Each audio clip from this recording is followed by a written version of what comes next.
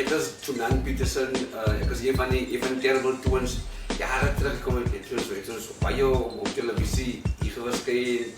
Terrible Twins was semi-finalist 2009 op die Is Got Talent, ek en my broer. Was jullie bezig met talent toen? Ja, ons vlieg op jongen, met Is Got Talent. Daar doen. Gevallen, mama, ik dacht zo celebrity.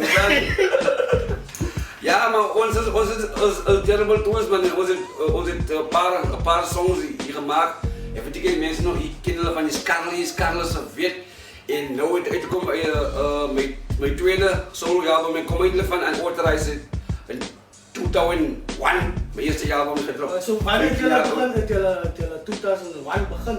Nee, om waar te zeggen, man, is al nou 22 jaar in die rap. Dan zijn we voor man, is begonnen leidtijd op school, man, kaal voeten, stukken schoenen. Wanneer hoorde een andere song, dat is het, ik was 5 op een Ik was zo 4 of zo 5 toen begon ik soms te schrijven over die leven, die gebeuren, waar ik daarna bij die ijs.